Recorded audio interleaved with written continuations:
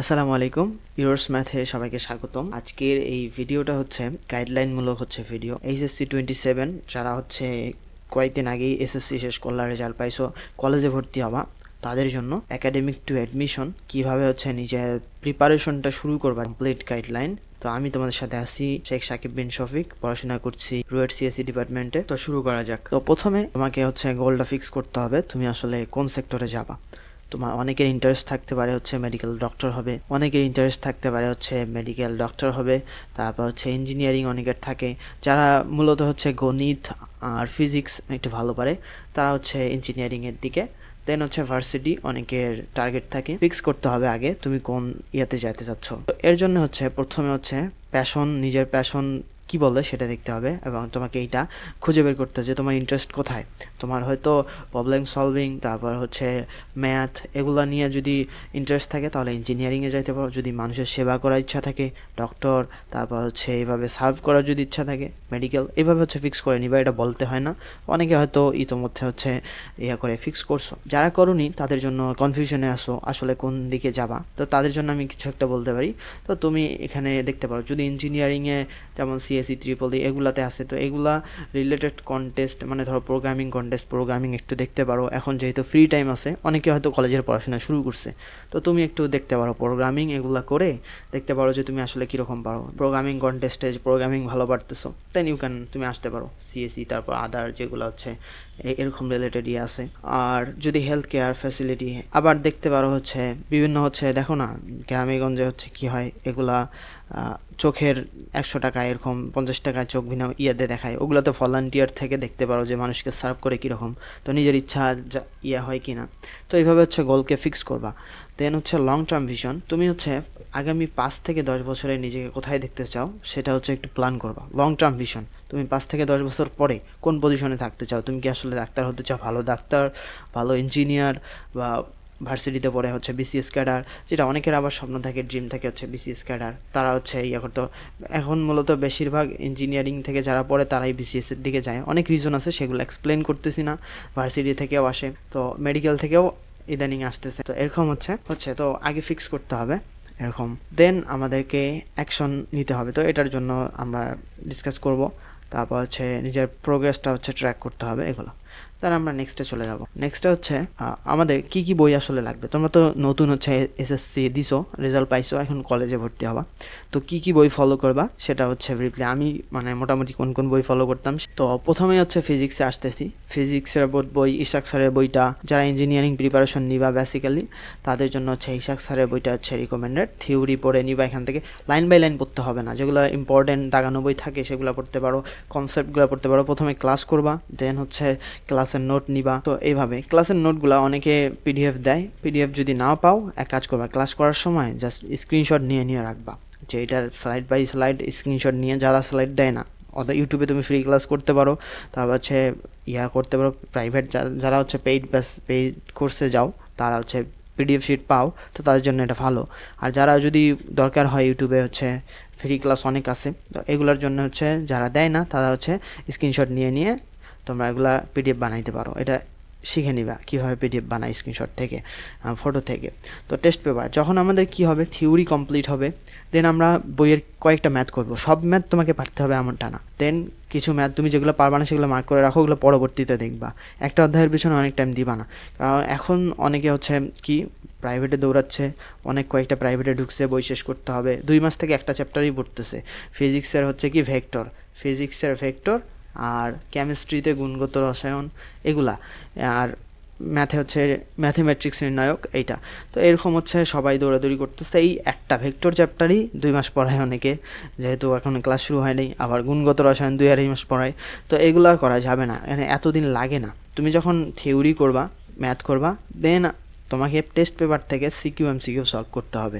এই যে ফিজিক্সের যে সিকিউ আছে, ওই চ্যাপ্টারটা বলা, ধরো ভেক্টর পড়ছো, ভেক্টরের সিকিউ সলভ করবা 5টা, অ্যাটলিস্ট 5টা সলভ করবা। দেন কি করবা, যদি তুমি বেশি ভালো করতে চাও তাহলে হচ্ছে অবশ্যই রিকমেন্ড থাকবে 10টা কইরো। 10টা করার পরে তোমার ওভারঅল ধারণা আসবে যে সিকিউ কোয়েশ্চেন কেমন আসে, বোর্ড কোয়েশ্চেন কেমন আসে, সেগুলো হচ্ছে ওভারঅল ধারণা আসবে।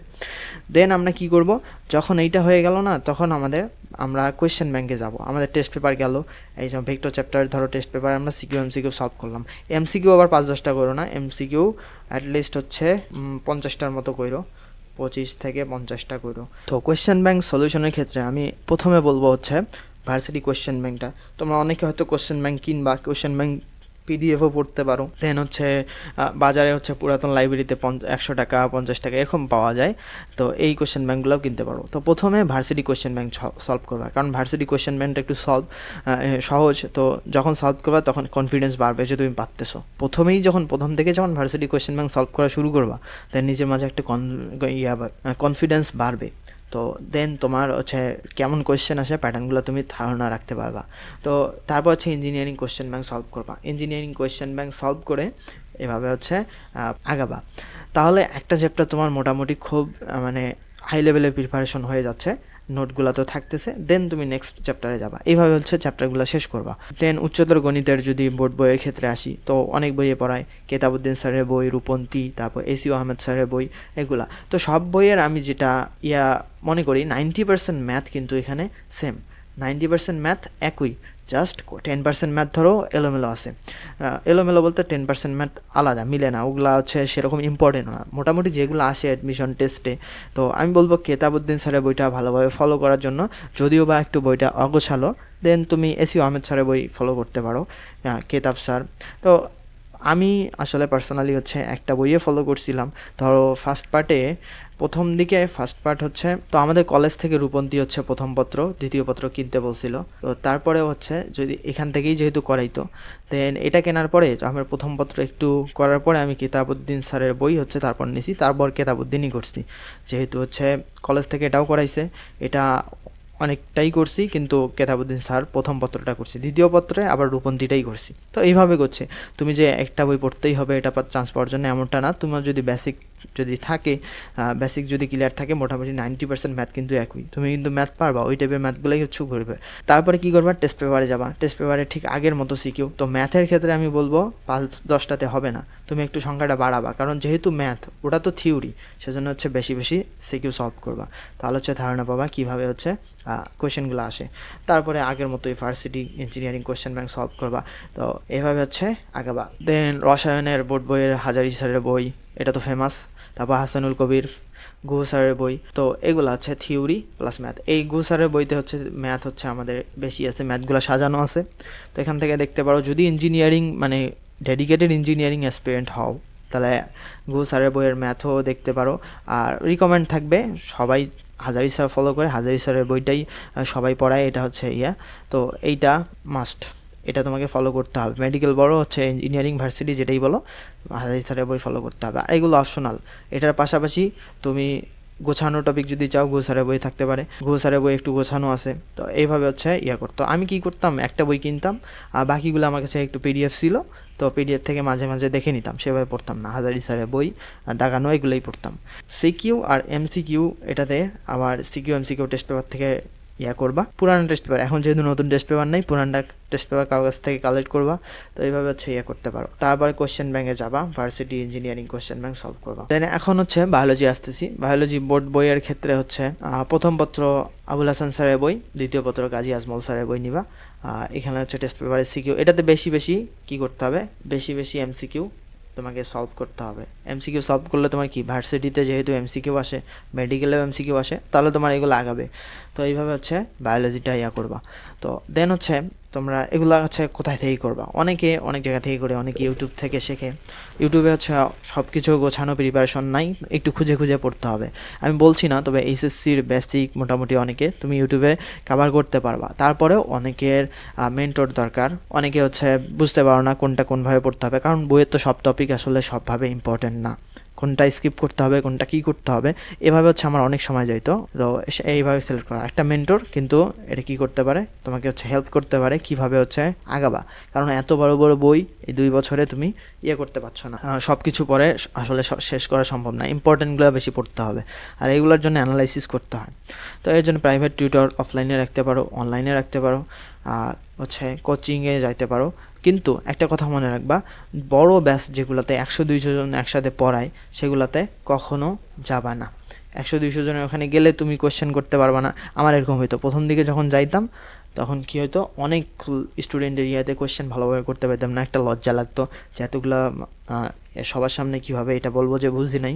তো তাদেরকে বলবো যারা হচ্ছে 5-6 জন বা হচ্ছে কি 10 জন একসাথে পড়ায় সেগুলোতে তুমি যাবা, তোমার যদি এরকম সমস্যা থাকে। আর যদি এরকম হয়ে থাকো যে 100 জনের মাঝেও বুঝতে পারতেছো, দেন তুমি যাইতে পারো। এখন ক্লাস নোটের কথা তো বলছে, এটা হচ্ছে তোমার যদি নোট দিয়ে দেয় তাহলে তো ভালো, আর যদি তুমি ইউটিউব থেকে ক্লাস করো যেগুলো নোট নাই সেগুলো স্ক্রিনশট নিবা, এটা শর্টকাট। আমি স্ক্রিনশট নিতাম, কিন্তু অনেকে হচ্ছে হাতে নোট করবা, এটা হচ্ছে হাতে নোট করা হচ্ছে বেশি রিকমেন্ডেড। হাতে নোট করা এটা হচ্ছে বেশি রিকমেন্ডেড। এটা যদি করো তাহলে তোমার একসাথে পড়াও হয়ে গেল, নোট করা হইলো, তো এটা হচ্ছে খুব ইফেক্টিভ। তো এই কাজটা করবা। আর লাস্ট হচ্ছে অ্যানাউন্সমেন্ট। আমি হচ্ছে আমার পরিচয়টা এতক্ষণে পেয়ে গেছো। তোমরা যদি মেন্টর হিসেবে আমাকে যদি চাও, তাহলে হচ্ছে তোমরা ফেসবুকের হচ্ছে পেজে মেসেজ দিতে পারো। তো আমার হচ্ছে মোটামুটি হচ্ছে 3 বছর থেকে পড়াচ্ছি। ডিসক্রিপশন থেকে হচ্ছে ফেসবুকের লিঙ্ক কালেক্ট করে হচ্ছে আমাকে ওখানে ইনবক্স করতে পারো, যারা হচ্ছে পার্সোনালি পড়তে চাও একাই, অথবা হচ্ছে ব্যাচ করে যারা পড়তে চাও অনলাইনে, তারা হচ্ছে ওখানে নক করতে পারো। তো আজকের এই ভিডিওটা এই পর্যন্ত ছিল। আশা করছি হচ্ছে তোমার ওভারঅল একটা ধারণা পাইছো কীভাবে আসলে আগাইতে হবে। তো সবাইকে আসসালামু আলাইকুম।